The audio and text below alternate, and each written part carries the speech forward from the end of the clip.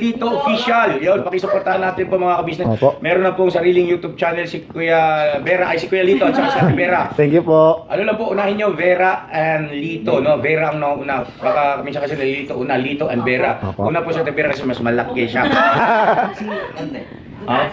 So yun na mga kabisnes, salamat po ha, supportahan natin sila. Thank you so much. Thank you po. Hello po mga kabisnes, Vera and Lito official dito. Yan. Official na po sila mga kabisnes. Apo. Na sila Thank ay you po.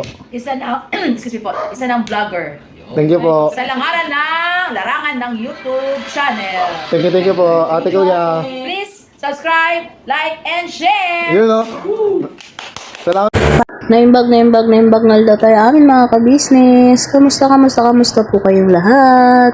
Sana po mga kabisnes nasa mabuti kayong kalagayan. Saan man panig kayong mundo naroroon. Yun no. So, ngayon mga kabisnes ay samahan niyo po muna akong maglinis sa labas ng bahay. Kasi habang maaga pa po at hindi pa masyado masakit ang sikat ng araw. Maaga pa po yan mga kabisnes, alas 6 pa lang po mahigit. Pero medyo mainit-init na po. Kita nyo na po medyo mataas na yung araw agad. So kaya unahin po muna natin dito sa labas mga kabisnes para mamaya pong mainit ay doon na lang po tayo sa loob maggagawa ng mga gawaing bahay. So ayan mga kabisnes, habang nagwawalis po tayo ay kukunin ko po itong pagkakataon na to para po sabihin sa inyo na mag-ingat po kayo mga kabisnes kahit saan man kayo pumunta or pag lumabas po kayo ng bahay. Tignan nyo po alas 6 pa lang po pero napaka tirik na po ng araw, kaya ano pa po kung tanghali or hapon po kayo lumabas, sobrang init po. Sana po magdala po kayo lagi ng tubig or yung mga maintenance po, yung mga nagme-maintenance po, maglalagay po kayo lagi sa bag ng gamot mga kabisnes. Ingat-ingat po tayong lahat mga kabisnes kasi iba na po yung panahon ngayon, grabing init. Diba po mga kabisnes? At gusto ko rin po palang sabihin sa inyong lahat mga kabisnes na maraming salamat po pala kahit minsan ay si Lito or ako ang nag-vlog ay sinusuportahan niya pa rin po kami parehas mga kabisnes. Maraming salamat po sa lahat ng suporta nyo, sa mga comment nyo. Salamat po talaga mga kabisnes dahil hindi nyo po kami pinapabayaan at iniiwan. Sinusuportahan nyo po kami ng buong puso at pagmamahal. Yun, no? Salamat po talaga sa inyo. God bless you all po mga kabisnes. So, tapos na po tayo sa gilid mga kabisnes magwali. So, dito naman po tayo sa may harap. So, yun. Dito po ako sa may halamanan namin. So, yun. Tignan nyo mga kabisnes yung mga halaman namin. Malalago na po, diba? Ang sarap lang po pagka may ganitong mga halaman sa harap ng bahay kasi pampaliwalas din po yun sa mata mga kabisnes. Parang buhay na buhay ang harap ng bahay, diba po? Sino po yung nakaka-relate dyan na mahihilig sa mga halaman? Yun o, yung mga plantita po natin dyan. So, kaway-kaway. Yun mga kabisnes o. Alam niyo po ba yung mayana mga kabisnes? Na-try ko na pong gawan ni si ate ng tea, mayana tea. Kasi isang beses po nung nakaraan, nilagnat po si ate kabisnes mga kabisnes. So, rinay ko po kasi po kasi siya, lalagnatin tapos mawawala tapos lalagnatin po ulit. So, ginawan ko po siya ng mayana tea. Umayos-ayos naman po yung pakiramdam niya mga kabisnes. Pati po yung kanyang ubo ay medyo na bawas-bawasan. So, yun no. Napatunayan po yung na maganda rin po pala yung mayana tea.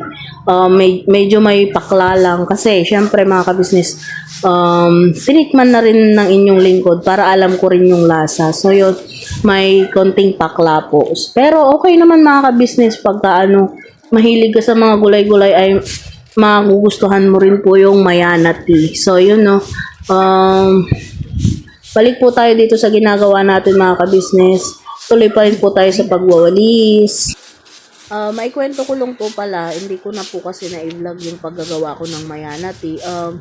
Kukuha ka lang po yung dahon mga kabisnes, tapos pakuluan mo lang ng 15 minutes. Pagka kumulo na po siya, pakuluan mo po ng 15 minutes. Kaya po yun ay magiging tea na.